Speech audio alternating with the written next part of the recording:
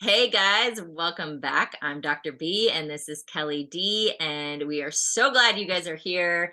It has been such a fun handful of months being able to record and just like sit here and talk and like grab your drink and hang out with you guys. So thanks again for being here. We are just grateful to have you in our audience today. And so one of the things that's been kind of spinning around is this idea of like, who am I? And like, who am I if I don't have a specific role? So like mom, wife, entrepreneur, stay at home mom. And of course, we're talking to you women, but men are included in this. Athlete, former athlete, current athlete. What the heck who am I? And who am I when I show up for one role versus another? Because I know personally I struggled with this because growing up, soccer was my thing. And then all of a sudden, one day, soccer was no longer there. And it was this kind of identity crisis of like, who am I without soccer? I'm not Brienne, the soccer player, and I wasn't yet into my career. So, like, who the heck am I? Right.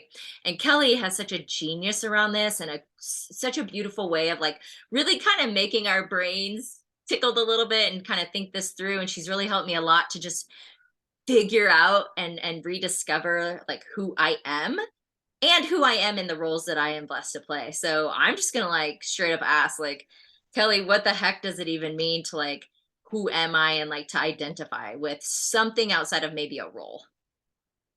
So my belief system is that we just identify ourselves by our life experiences, right? Like right Mm-hmm. from the time that we're a child to adolescence, to first boyfriends, to first girlfriends, first love interests, whatever it is, our jobs, Yeah. schooling, whatever's happened, right? So we always have to understand that our core beliefs of where we should be initiate from there. Mm. Does that make sense? Yeah. I mean, it does because I remember this. Like my dad, so my dad was a Phoenix police officer for 30 years. And I remember, growing up, like I'd always thought I wanted to be a doctor, like a pediatrician. And I recall going through a small phase where he was like, you need to be a firefighter. Like firefighters, it's such a like a gratitude type job and X, Y, and Z, and like all these reasons, right? So I was like, oh, well, my dad thinks I should be a firefighter, so I'm gonna be a firefighter, right? And not really thinking on my own, if you will, based on his belief system, based on being a police officer and experiencing the firefighters. So I went and tested, and halfway through the testing, I was like, yeah, this is not for me. And so I didn't complete the testing and I didn't move on. And I obviously moved on in my life. But yes, I totally get what you're saying because it's this idea of like, we don't necessarily know or have direction, and maybe we do, but where does that deep belief of why we want to do that or why we think we should do that, where does that come from, right?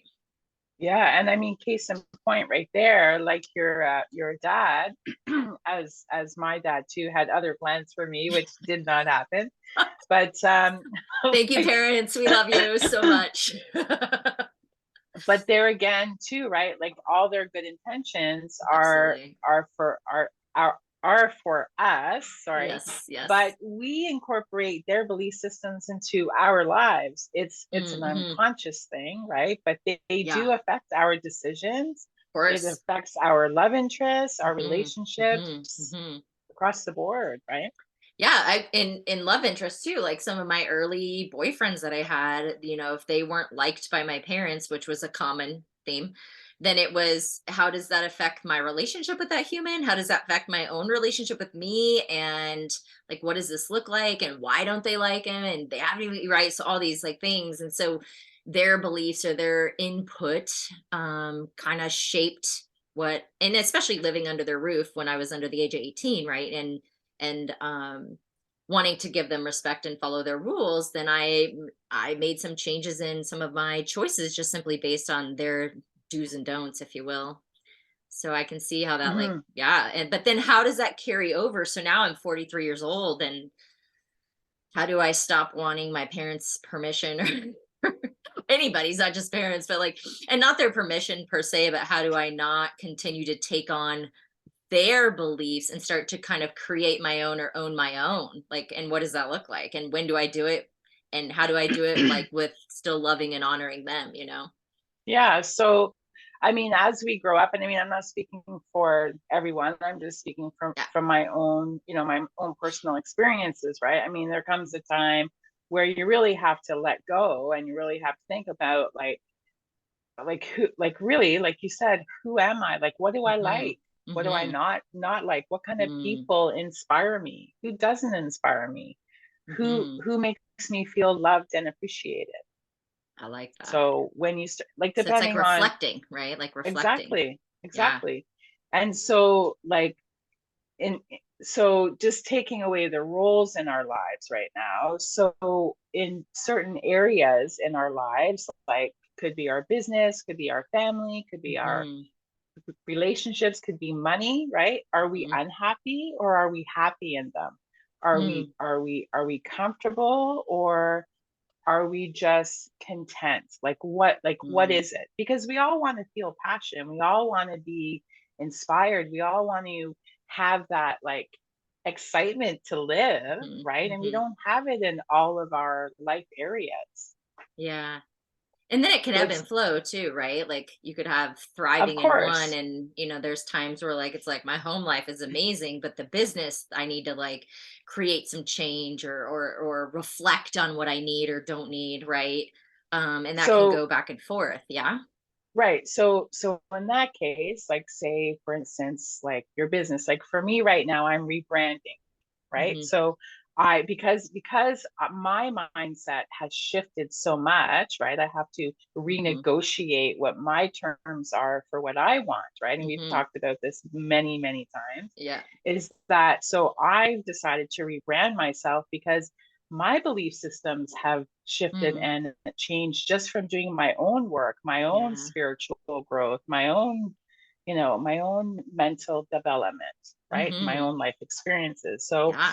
so I like I've like I'm kind of in my practice, I'm kind of taking on this how can you rebrand yourself based Mm. on things that have shifted, right? Yeah. Like just in the last, say, 3 to 4 months.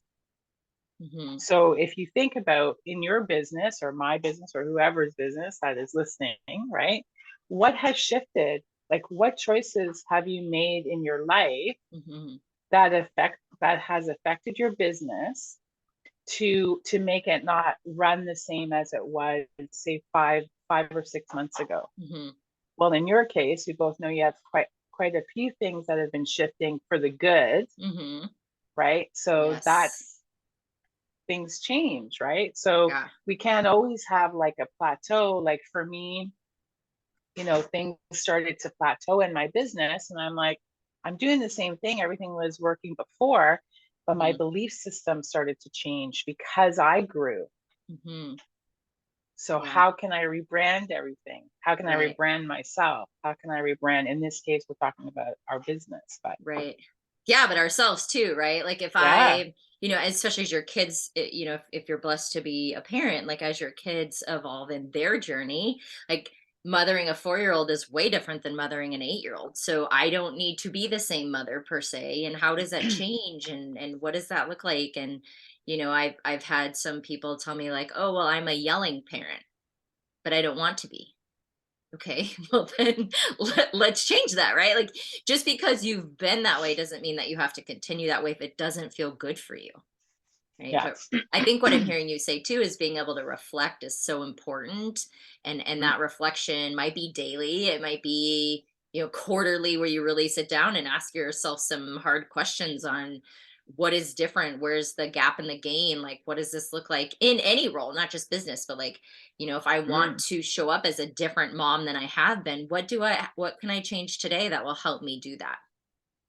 So like just tagging on to the mom thing, right? Like, I this is part of why I've had to shift in myself, is because my son is 20, he's going on to be 21.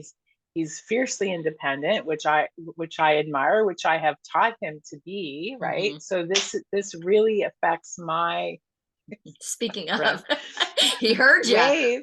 Hi. That is my beautiful son. That So was good so timing. he Good timing. yeah, I know. So he's teaching me that I have to shift Yeah. my way of Mm, thinking about him, because yes, I'm still his mom. I'm always going to be his mom. I'm always going to be worried totally. about him and everything else. But he's like, Mom, you taught me how to be independent. You Mm, taught me mhm, how to be a man. So let me be that. And mhm, I'm like, but mhm. no, you're my baby. You're still the 8-year-old I wanted screaming Yeah. cheekers. So this has been really hard for me to let Mhm, him go, mm, like it has. So I've really had to work on myself, because mhm. he's not my main priority anymore. I'm my main priority. Yeah, So that's absolutely. taken a lot of shifting Mhm, for me and personal development and everything else. And I believe that's why my business even has shifted and morphed into this mhm, mhm. amazing thing. Shift happens, of course. Shift happens, my friends. Yes, it That's the does. day. Yeah, I So love just to that share. too. No, that's so great because it gets my brain thinking about like obviously he's 20, he's independent, you're shifting and you're expanding in a way that now aligns with that shift, right? And so for me, since moving to Idaho 5.5 years ago and opening a practice where in a city where I knew no one, and I do different Ballsy things, if move, you will, by right? the way, girl. Yeah. Ballsy move on your part. Yeah. And Good like on you. Yeah. I figured, oh, I'll do some part-time work and get my name out there and then open practice 6, 12 months in. No, I was doors open in less than 3 weeks. And I was Yeah. like, now what? Right. So it was really just this idea though of at the beginning, I had to work through a lot of like, well, I need to be available 24/7 because if someone needs to get in, they can only get in Thursday at 6 p.m. Then I have to see them because I need clients, I need volume, I want to get my name out there. And I was like, whoa, I'm like dying over here. And I have a 2.5-year-old. Like, I have to find a balance, right? And so for me, it Yeah. was a lot of shifts of like, who am I? What does this role look like? How does this role play in the bigger view of my life? So like you're saying, just looking at my life, and am I getting this life sucked out of me because I'm open 24/7, if you will, and then I can't give that devoted time to my child or my husband or myself even, right? Like Hmm. how many of us get so involved with some kind of extracurricular something or that role that we're in that we lose sight of our own needs, 100%. right? And then 100%. we're Because, exhausted and we're yeah. grumpy and we don't even know where to start to make change. That's right. So that leads me to like a bit of a topic, or kind of part of it is that bringing into our awareness, like what's not working, like what is Mhm. actually not working, Mm. in Mhm. order for me to be a good mom, to be a business owner, to be a good wife, to Mhm. put food on the table or gas in the car, or whatever it is Mhm. at this time in our lives, right? So what is happening? So to me, bringing that into our awareness is the first kind of step into finding what our new identity is, or Mhm. a sense of rebranding, if you will. So if I've been something, so like Brienne, the soccer player, and I no longer have that role, or maybe I do, but I'm rebranding, and how like what would be your like what would be your advice? I don't your guidance, maybe your wisdom, because you're so wise in this like It's kind because of I'm old. those two don't go hand in hand. No, I know. um but what would be your guidance on like the next step for me to do to kind of figure out my own identity or to kind of come back within? Do you have any like this would be the next best step? It is just that reflection, or is there something else that I'm missing here? Yeah, no, it's just going back into what your belief system is. In this case, being a professional soccer player, like what was your drive to be the at that level, to be at that level? So you obviously had motivation, you had a belief system within yourself that Hmm. you could do it. You were a player on the team. I don't know, like whatever your belief systems are, like what Right. were some of them, if you can share, like what was one of them or two of them? Well, I think it was just confidence in my own ability Yeah. and knowing that when I stepped on the pitch that I was going to give my all no matter what, whether it was practice or a game. But I also think I one thing I learned early, and I'm really grateful for this, and I don't know exactly, like, I don't know why or how, but like from an early age, I was in kind of that leadership role in the team, captain, that sort of thing. And I loved being able to inspire and encourage others. And at that time in soccer, that was my teammates, right? So, like, even being on the field and you're down by one and there's 5 minutes left in the game, like, I was very vocal, but I was very, in my opinion, confidently like encouraging and like bringing the whole group together. We got this. Let's go. Let's stick to our basics. Let's stick to our plan, and we can win this thing, right? So I think for me, there was just, and kind of how I feel in my professional life at this point, is there was no other option. That's just who I was and how I showed up. And so it's like I have this vision, I have this idea of where this is going, and there's no turning back. I mean, there's pivoting along the way, don't get me wrong, there's shifting and moving. But at the end of the day, that finish line is where I want to be, and I'm going to get there no matter how long the journey takes me. Yeah, so like what I'm hearing from you is that one of your core beliefs is that if I have to give my all in order to succeed, because Mm-hmm. of your confidence level and because your end game is to win the Right, game in right. this Yes, scenario, right? right, Yeah. right. So that's one of your core beliefs, which is a fantastic one, is I have to give it my all in order to succeed. Mm-hmm. So you have that drive. So if you think about it, where is that particular motive not comparable in your life? Like in what life area? In a couple that I've named off, like career, family, Huh, if I'm gonna personal be like, development. yeah, no, definitely not that. Like, I almost think that like mothering, business, and mothering and personal development for sure, and then business for sure. The thing I think that's hard with business is I don't just have the clinical side of things. I have all these other things that I really want to be doing that I find joy in, like my book writing and podcasting, of course, and just these other avenues of service, if you will. So it might be that I don't, hmm, if I'm really being quite honest right off the cuff, I would say maybe in my marriage, like I don't know that I'm not giving it my all, but I think I could be better in certain ways. So that, because I think maybe he gets the, like, because I come first, so I think he might get the short end of the stick, just being honest. But then I think the other, from like a professional side, would be this idea of clinical book writing, content stuff, like all the avenues. And I want to do philanthropic stuff again. I was part of Leukemia and Lymphoma. So that, I think that avenue would be, is am I giving it my all? My question is I think the answer is yeah. I'm pretty sure the answer is yes, with the time I've allotted for that. Because I'm very intentional about the other roles. Yeah. And so that would be where I'd be like, we need to dive deeper on this to make sure I am giving it all in the time that I have, but have I created enough time, or do I need to create more time in this? Right. So then that leads me to the next component, is that is there an excess in your mindset of I have to achieve Oh, to absolutely. win, You don't even have to finish or the is statement. there a deficiency? You don't even have to finish that. Yeah, yes. Because it's this idea of, if it's not 110%, Right. then you can't be successful. Right. And so And then that's I an then I sit in excess. this idea of Yep. failure, like I'm a Right. failure because I don't know if I'm giving it 110%. When I Exactly. do show up, I'm giving it 110, but should I be showing up more? Should I be Right. practicing on the ball more, right? Like that And idea. here lays all the little voices in our Mhm. head that come into play when we are over delivering or under delivering, right? Sure, That's sure. why we always have to find balance. Mhm. Hmm. Okay, I got some work to do. Don't we all? Yes, that's why we're here, empowering you That's all to right. do your work. That's right. Um, but no, like, so it's conversations like this, if you will, that allow me to just sit and go, oh, that's interesting.